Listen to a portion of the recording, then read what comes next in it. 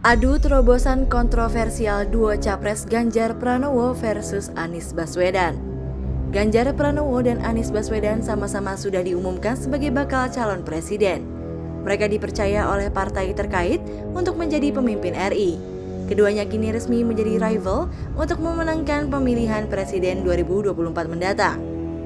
Meski begitu, baik Ganjar yang saat ini masih menjabat sebagai Gubernur Jawa Tengah dan Anies selaku mantan Gubernur DKI Jakarta tak luput dari image buruk.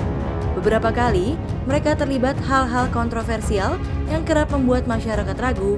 Berikut informasi selengkapnya. Kontroversi Ganjar Pranowo. Kasus korupsi IKTP pada November 2017 sempat menyeret nama Ganjar Pranowo. Ia yang saat itu menjabat Wakil Ketua Komisi 2 DPR disebut menerima uang sebesar 500.000 US dollar. Hal ini merupakan kesaksian dari mantan Bendahara Umum Partai Demokrat Muhammad Nazarudin. Izin penambangan pabrik semen dikeluarkan oleh Ganjar pada tahun 2017 di Rembang. Ia mengizinkan para pegiat lingkungan untuk menggugat ke PT UN. Adapun penerbitan itu sebagai tindak lanjut Komisi Penilai AMDAL yang sudah melakukan sidang pada 2 Februari 2017.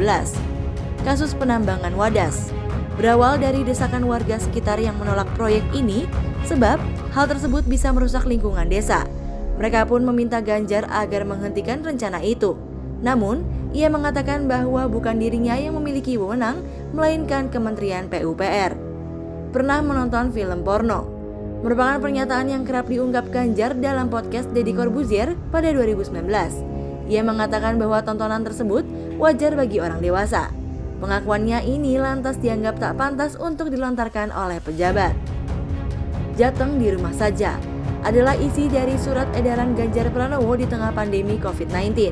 Sejumlah tempat yang ramai pada 6 hingga 7 Februari 2021 diminta untuk tutup. Namun, kebijakan ini menerima penolakan dari masyarakat karena dapat menghambat penghasilan mereka. Konflik dengan Puan Maharani juga menjadi kontroversi Ganjar Pranowo. Puan dalam HUT PDIP ke-48 pada Mei 2021 di Panti Marhen Semarang sempat menyinggung soal pemimpin yang hanya senang eksis di media sosial. Ia mengatakan bahwa sosok itu tidak pantas untuk menjadi capres. Kritik Timnas Israel merupakan kontroversi Ganjar Pranowo yang terbaru. Pernyataannya yang melarang timnas negara itu bermain di Indonesia sampai membuat FIFA ikut bertindak. Indonesia yang semula menjadi tuan rumah Piala Dunia U20 harus menguburkan mimpinya karena keputusan ini resmi dibatalkan. Kontroversi Anies Baswedan. Mengubah nama jalan di Jakarta adalah kebijakan kontroversial Anies Baswedan saat menjadi gubernur. Ia meresmikan sejumlah jalan dengan nama-nama tokoh Betawi. Namun, hal ini dinilai dapat berdampak pada proses pembangunan di sana. Rumah Sehat diresmikan Anies sebagai nama pengganti rumah sakit umum daerah di 5 kawasan Jakarta. Menurutnya, rumah sakit juga perlu didatangi saat kita sedang sehat. Namun, kebijakannya itu dikritik termasuk oleh Ketua DPRD DKI Jakarta, Prasetyo Edi Marsudi yang memintanya berhenti mengada-ngada. Menaikkan UMP DKI 2022 juga menjadi kebijakan kontroversial Anies. Ia pada 2021 lalu meningkatkan persentase UMP sebanyak 5,1 dengan mempertimbangkan proyeksi pertumbuhan ekonomi. Namun, hal ini digugat Asosiasi Pengusaha Indonesia hingga berujung batal. Tugu sepeda dan tugu sepatu dibangun oleh Pemprov DKI Jakarta pada tahun 2021. Tugu sepeda dengan anggaran 800 juta rupiah berada di Jalan Jenderal Sudirman.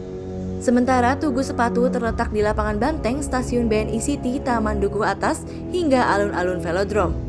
Sumur resapan, yang merupakan kebijakan untuk menanggulangi banjir juga menuai kritikan.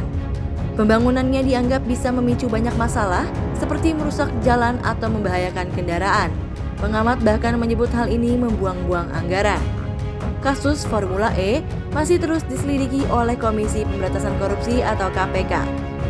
Dalam ajang balap mobil di Jakarta itu, dilaporkan ada tindak pidana korupsi.